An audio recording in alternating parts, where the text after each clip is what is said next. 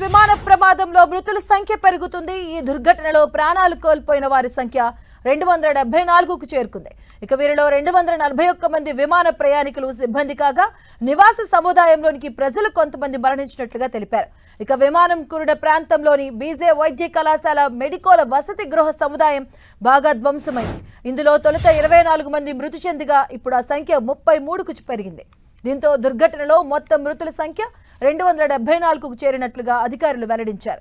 ఇక గురువారం మధ్యాహ్నం 1:38 అహ్మదాబాద్ నుంచి లండన్ బయలుదేరిన air India Boeing 7878 dream liner విమానం ప్రమాదానికి గురైంది. టేకాఫ్ అయిన క్షణాల్లోనే విమానాశ్రయానికి సమీపంలోని వైద్యులు, నర్సింగ్ సిబ్బంది నివాస ప్రాంతం వద్ద కూలిపోయింది. దుర్ఘటన జరిగినప్పుడు విమానంలో 230 మంది ప్రయాణికులు, 2 పైలట్లు సహా 12 మంది సిబ్బంది ఉన్నారు.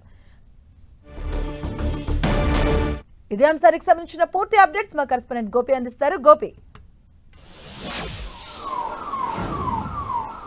అంటే అహ్మదాబాద్లో జరిగిన విమాన ప్రమాదంలో మృతుల సంఖ్య 274కు చేరింది. 241 మంది విమానంలో ప్రయాణిస్తున్న వారు మరణించగా ఒకే ఒక వ్యక్తి ప్రాణాలతో బయటపడ్డారు. అయితే స్థానికంగా ఉన్న నివాసంలో ఉండే వ్యక్తులు, అదేవిధంగా కాలేజీ మెడికోస్ కూడా ఈ యొక్క ప్రమాదంలో మరణించినట్టుగా కూడా అధికారులు ధృవీకరించడం జరిగింది. లంచ్ టైం కావడంతో క్యాంటీన్ పైన పడ్డ విమానాన్ని ధాటికి అక్కడ కూడా కొంతమంది చనిపోయారు. అయితే స్థానికంగా ఉండే కొంతమంది ప్రజలు భారీ విస్ఫోటనానికి కాలిపోయినట్టుగా కూడా కొంత అధికారులు ధృవీకరించడం జరిగింది. వారికి కూడా ప్రస్తుతం DNA టెస్టులు అయితే కొనసాగిస్తున్నారు.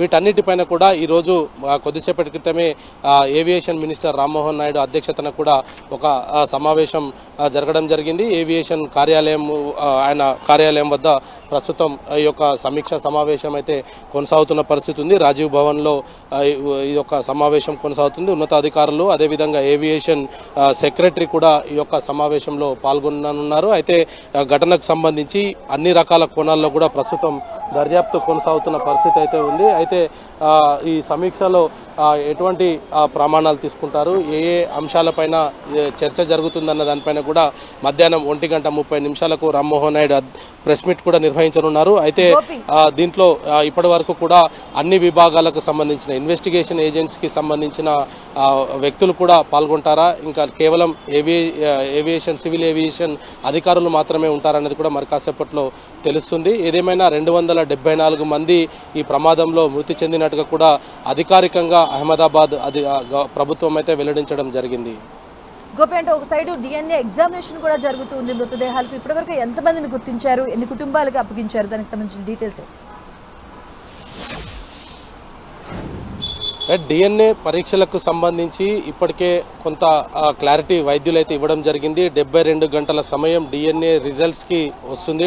ఆ DNA 72 గంటల సమయం అయితే DNA రిజల్ట్స్ రావడానికి పడుతుంది. కాబట్టి దాని తర్వాతే మృతదేహాల అప్పగింత అనేది ఉంటుంది. కానీ గుర్తుపట్టడానికి వీలుగా ఉన్న వ్యక్తులకు సంబంధించి, అంటే స్థానికంగా చనిపోయిన వాళ్ళు కావచ్చు, ఇతరులు, ఇప్పటివరకు కూడా ఈ ఘటనకు సంబంధించి సివిల్ ఆసుపత్రి నుంచి 6 మృతదేహాలను కుటుంబ సభ్యులకు అప్పజెప్పారు. మిగతా మృతదేహాలకు DNA పరీక్షలు చేసిన అనంతరం ఆ రిజల్ట్స్ వచ్చిన తర్వాతే ఆ మృతదేహాలను కూడా కుటుంబ సభ్యులకు అప్పజెప్పనున్నారు. ప్రస్తుతం ఇంకా ఒక రోజు ఈ సమయం పట్టే అవకాశాలు అయితే చాలా స్పష్టంగా కనపడుతుంది. మరి ఈ 274 మందికి ఈ యొక్క DNA టెస్టులు అవసరం పడతాయా లేదా అన్న దానిపైన కూడా ఇంకా క్లారిటీ లేదు. కేవలం 6 మృతదేహాలను మాత్రం కుటుంబ సభ్యులకైతే అప్పజెప్పినట్టుగైతే మన వద్ద కొంత సమాచారం ఉంది. అయితే 241 మందికి కూడా పూర్తిగా DNA పరీక్షలు నిర్వహించాల్సిన అవసరం ఉంది. పూర్తిగా 90% కూడా కాలిపోయిన పరిస్థితిలో ఆ యొక్క మృతదేహాలను కనుగొనడం జరిగింది. నిన్న ఈ యొక్క సహాయక చర్యలో భాగంగా కూడా ఒక మృతదేహాన్ని కూడా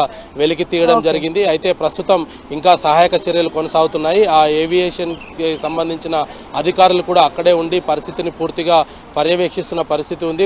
అహ్మదాబాద్ పోలీసులు, అదేవిధంగా గుజరాత్ ప్రభుత్వం ఎప్పటికప్పుడు ఈ యొక్క విమాన ప్రమాదానికి సంబంధించిన అప్డేట్స్ అయితే ఇస్తూ ఉన్న పరిస్థితి ఉంది. ఓవరాల్ గా చూసుకుంటే కనుక మృతదేహాల పరిస్థితి అంటే సంఖ్య పెరుగుతూ ఉంది. 274 మంది ఇప్పటికీ చనిపోయినట్టుగా అధికారికంగా ధృవీకరించారు. ఇంకా కొంతమంది ఆసుపత్రిలో చికిత్స పొందుతున్న పరిస్థితి అయితే కనపడుతుంది. Right, thank you Gopi.